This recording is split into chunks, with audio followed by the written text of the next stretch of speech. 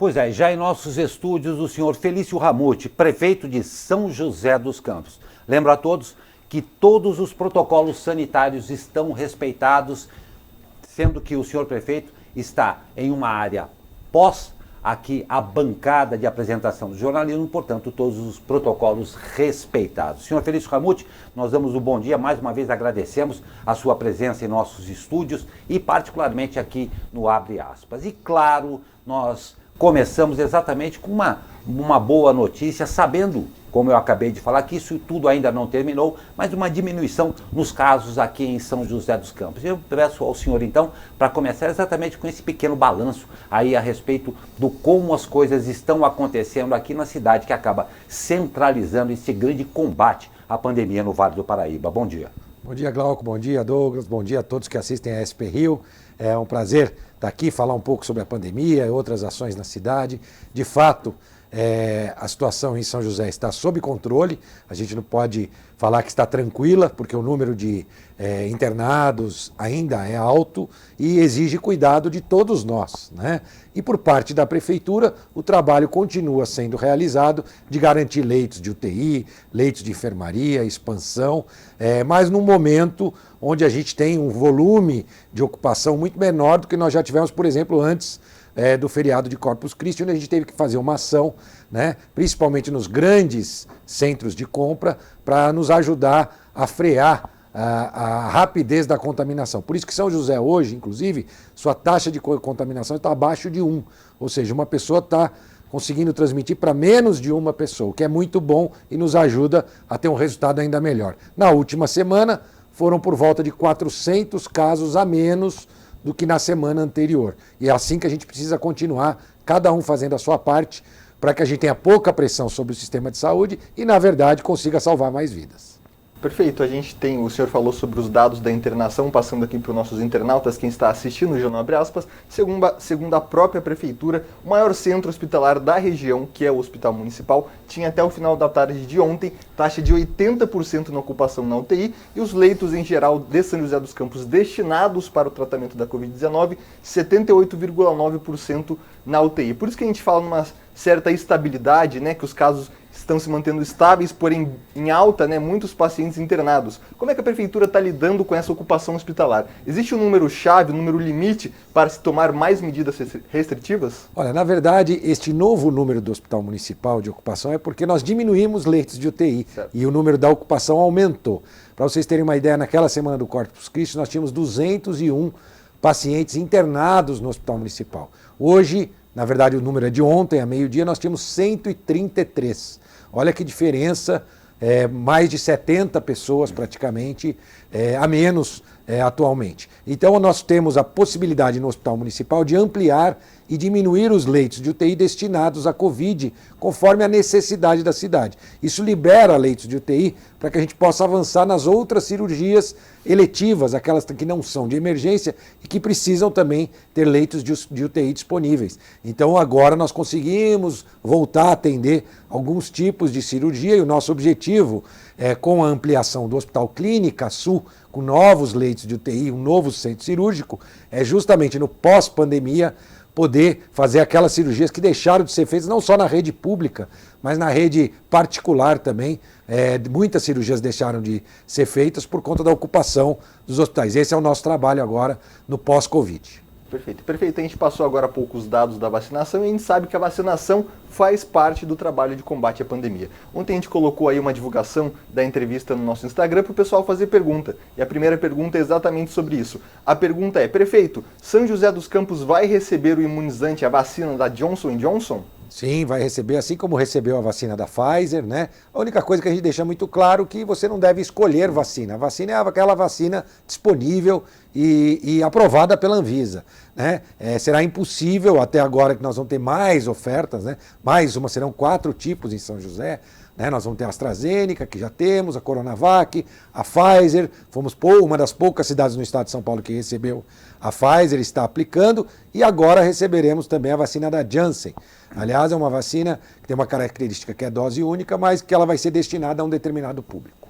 Perfeito. Outra pergunta também é qual é o critério da cidade para avançar a quantidade de vacinas aplicadas aí nos cidadãos? Porque, por exemplo, Taubaté está vacinando hoje pessoas com 48 anos. São José já vacinou pessoas com 47 anos. 44 agora, perdão. É o governo do estado que estabelece? É a prefeitura? É o governo federal? Como é que é feita essa relação para avançar no processo de vacinação? O que nós fizemos é que nós tínhamos vacina no estoque e resolvemos antecipar. Hoje nós temos pouquíssimas vacinas no estoque e esse é o nosso objetivo. Chegou vacina, a gente amplia a faixa etária. Estamos aguardando, nós vimos e acompanhamos pela imprensa, chegada de doses agora da Johnson, da AstraZeneca, da Pfizer, mas não chegou nas cidades ainda. Chegando nas cidades, o governo federal envia para o governo estadual envia para os municípios e nós temos a missão de aplicar. Chegando aqui, a gente já aplica em seguida. Uma outra questão que muita gente coloca, e muita gente me pergunta, é sobre a xepa da vacina. E, aliás, esse é um dos motivos que nós já estamos com 44 anos. Nós tivemos um índice de perdas de vacinas muito pequeno.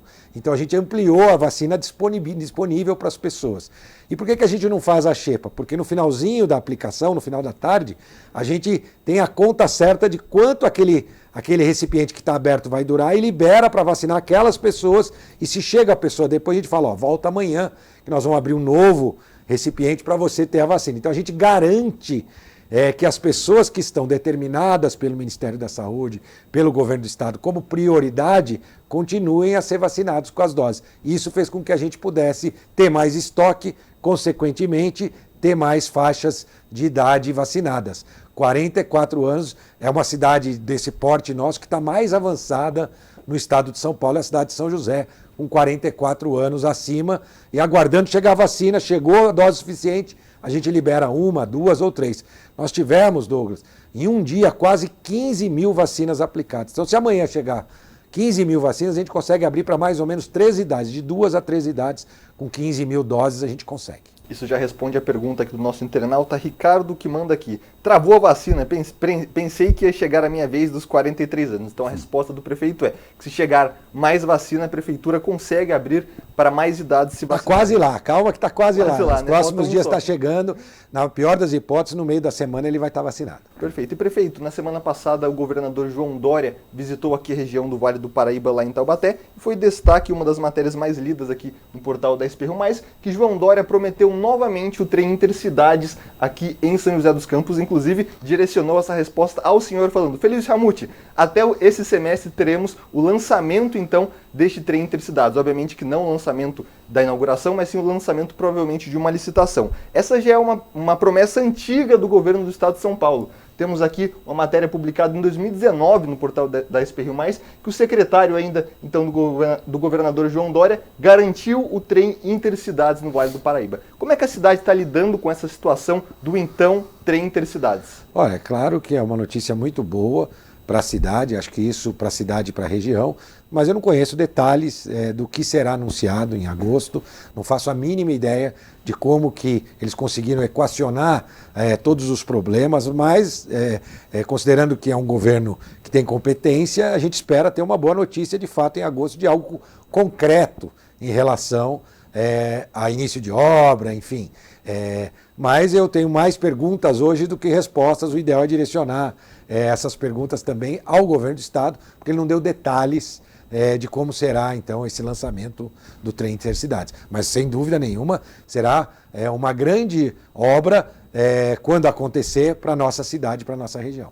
Falando de uma obra que já está acontecendo e que o governo do estado considera essa obra até intermunicipal, o VLP, Veículo Leve sobre Pneus. A Prefeitura de São José dos Campos anunciou essa semana que já iniciou as etapas de pavimentação, inclusive uma pavimentação um pouco diferente. Como é que está o andamento da obra do VLP, a famosa linha verde aqui em São José? Olha, a linha verde que vai transformar o transporte de massa da cidade, uma linha de qualidade, com veículo 100% elétrico, sem poluição sonora, sem poluição ambiental, com a parceria do governo do estado e que é muito importante, está muito acelerada. Para quem me conhece sabe que eu gosto de anunciar obras, como eu sempre fiz, que se tornam de fato realidade. Fiz assim com a Ponte Estaiada, com a Via Cambuí e com a linha verde. Muita gente até me cobra e me pergunta hoje: Felício, e a segunda etapa da linha verde, o Anel Viário Leste, né? Quando começa, olha, na hora que a gente viabilizar, nós vamos anunciar, né? Mas sem ter a certeza de que a obra acontece, eu não gosto de fazer qualquer tipo de anúncio. E me traz muita felicidade, ontem eu estive acompanhando a pavimentação do piso da linha verde em concreto, é a primeira máquina que faz esse tipo de piso, ele já faz todas as pistas, né, aquela largura no caso ali de 2 pistas para os veículos, né, de uma vez, e ele vai avançando. Só ontem já foram 100 metros executados, isso no primeiro dia.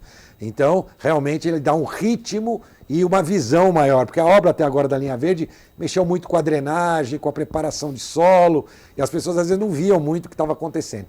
Com a aplicação agora do pavimento já dá outra cara para a obra, que vai ser entregue até o final do ano. Perfeito, a gente teve uma boa notícia então, que é o início já da pavimentação da linha verde. Agora nós temos um questionamento, mais uma reclamação dos nossos internautas aí, vamos colocar na tela, Pedro. A pergunta é o seguinte, deixa eu ler aqui pra gente. A ciclovia dos astronautas ficou muito estreita. Ciclistas estão tendo que andar na rua. A gente sabe que a prefeitura recentemente anunciou reformas de ciclovias pela cidade e uma dessas é a ciclovia da Avenida dos Astronautas ali na região sudeste da cidade. Como é que anda esse andamento das obras das ciclovias na cidade e também a respeito sobre essa reclamação aqui do nosso internauta? Olha, primeiro que é uma ciclovia que não está pronta ainda, né? As grades de proteção, a construtora que estava saiu da obra, a Urban assumiu a obra e agora está concluindo toda a ligação que liga a região central com a região sudeste, mais especificamente ali a Avenida dos Astronautas. Então ela precisa ser concluída, tem trechos que ela é compartilhada, tem muita gente que usa, né, para caminhar ali, e a gente deve respeitar uns aos outros, né? E aquele ciclista que insiste em não usar a ciclovia, a gente lamenta, porque ali tem uma boa ciclovia com a capacidade de poder atender, sim, claro, compartilhando espaços e com uma largura que a gente considera adequada. É claro, alguns trechos ela tem, as pistas se separam por conta de algumas árvores que foram preservadas, mas eu já estive visitando, e numa visita técnica, e acredito que ela dá condição de segurança, inclusive para ter alguns trechos que ela tem que ser compartilhada com o pedestre. Perfeito, já falamos sobre saúde e mobilidade urbana, agora falando sobre qualificação de emprego. É a nossa terceira pergunta da nossa internauta que sempre manda mensagem aqui pra gente, falando sobre o Qualifica. Por que o Qualifica nunca me chama? Quando vai abrir novas vagas? É a pergunta do nosso internauta aqui. Eu queria que o senhor Qual que é o nome dele? Tem o nome aí? É a Ana Souza que sempre manda aqui mensagem pra gente. Ana, bacana, né? Porque a Ana, ela quer fazer os cursos, né? Mas existem ali critérios também de vulnerabilidade, uma série de outros critérios que o Qualifica. Ela pode falar, o ideal é depois a gente manda o contato dela para o Alexei, que é quem cuida do Qualifica, do PAT, para explicar por que nos cursos que ela se inscreve, às vezes ela não é chamada, porque tem gente com um estado de vulnerabilidade maior do que ela e que acaba conseguindo essa vaga. Perfeito. Para a gente encerrar então essa nossa entrevista, eu queria que o senhor desse mais um relato, né? Nas últimas semanas, principalmente durante o feriado de Corpus Christi, nós vimos um embate aí entre o senhor e também contra a justiça, contra a rede de supermercados, tentando adotar as medidas restritivas aqui na cidade, que o senhor muitas vezes já falou, considera que a cidade tem mais capacidade para adotar medidas restritivas do que Estado ou até mesmo o governo federal. Como é que o senhor viu tudo isso que aconteceu aqui na nossa cidade, com intervenção da Justiça Estadual, segunda instância, também com relação aos supermercados? E um recado então para a população aí, que a gente sabe que a pandemia está dando alguns exemplos de números bons, mas ainda não acabou. É isso mesmo.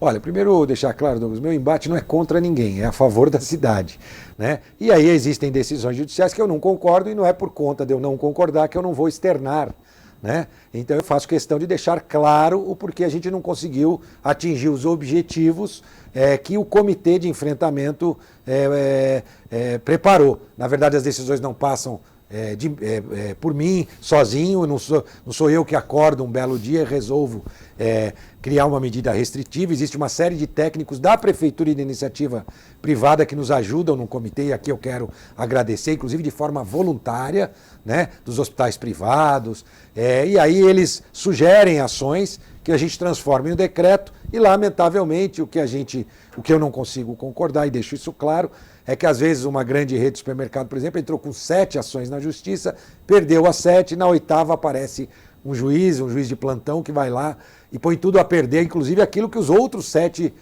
ou 2 ou 3 juízes já decidiram. Então é essa instabilidade, essa insegurança jurídica, né, que atrapalha a gente implementar ações na cidade. Aliás, recentemente também, eu fui acusado pelo Ministério Público no início da pandemia, por conta do nosso decreto de isolamento seletivo, acusado até criminalmente. Olha que a nossa cidade é uma cidade onde o número de óbitos por habitante é o menor das 17 maiores cidades do estado de São Paulo. Isso mostra que nós estamos gerindo bem, né, o combate à pandemia. O ideal, é claro, é que não houvesse nenhum óbito, mas seria também impossível. Então a gente está trabalhando para minimizar o impacto da pandemia e temos tido sucesso até então. Então teve uma ação criminal movida pelo Ministério, isso é o papel do Ministério Público, e anteontem ou ontem o Tribunal de Justiça arquivou essa ação. Então são ações como essa que na verdade não ajudam muito, mais atrapalham do que ajudam o gestor público, mas eu já sabia, né, quando me candidatei, depois como recandidatei, que a gente tem também esses desafios e essas pedras no caminho para atravessar, para cuidar da cidade, e não muda a minha disposição em transformar a vida das pessoas, principalmente daquelas que mais precisam, numa vida melhor, em prestar melhores serviços. A gente vai continuar fazendo isso, ainda que, eventualmente, sempre que eu não concordar, eu vou expor, mas nunca com o objetivo de embate, algo pessoal contra a pessoa A ou B. Eu só preciso ser transparente para dizer aquilo que eu concordo e o que eu não concordo. Esse é o meu foco, objetivo, trabalhar pela cidade, é isso que eu sei fazer, gosto de fazer, vou continuar acordando cedo para me dedicar a fazer isso, mas, no caso da pandemia, não basta a prefeitura fazer a sua parte, cada um tem que fazer também o seu papel, cumprir o seu papel, e aí eu peço mais uma vez que você use máscara, né? Que você mantenha o distanciamento social, evite aglomerações, evite ir em festas, eventos que desnecessários em outras cidades, até a gente viu no feriado lá em Campos do Jordão, porque aí você vai estar nos ajudando a cidade, fazendo o exercício de cidadania para a gente cuidar uns dos outros. Perguntas, respostas, solicitações de planilhas e tudo mais. Todas as entrevistas, geralmente, quando tem relação ao poder público, acabam nisso daí. O que nós procuramos trazer a você é exatamente o que aconteceu nessa entrevista. Dados corretos, correção com a verdade e, principalmente, lisura no que se diz à população. Nós temos visto, e repetimos isso enfaticamente aqui no Abre Aspas, a personificação da proximidade dos prefeitos com relação às populações em todo o Vale do Paraíba. A entrevista que você viu aqui agora, e eu quero encerrar deixando aberto ao senhor Felício Ramute, prefeito de São José dos Campos, caso nós não tenhamos lembrado de alguma coisa relevante, a população não tenhamos perguntado, eu gostaria de que o senhor encerrasse, passando isso a nós e a população, e mais uma vez agradecendo a sua presença, mais uma vez aqui na SP Rio e particularmente no Abre Aspas. Muito obrigado, senhor prefeito. Eu que agradeço, é um prazer estar aqui, parabenizar a SP Rio pelo trabalho de entretenimento e informação que desenvolve para a nossa cidade. Nós continuamos com investimentos, a cidade ainda que na pandemia continua com um grande volume de investimentos, muitas escolas sendo construídas, reformadas, ampliadas, porque educação para a gente é fundamental e eu não poderia deixar de citar esse grande investimento na educação 5.0, na distribuição de chip para os alunos que mais precisam em vulnerabilidade e nessa grande melhoria da infraestrutura da educação na nossa cidade, que para nós é um grande valor, porque somente com a educação que a gente vai conseguir transformar nossa cidade, estado e país. Obrigado pela oportunidade. Nós é que agradecemos, senhor prefeito.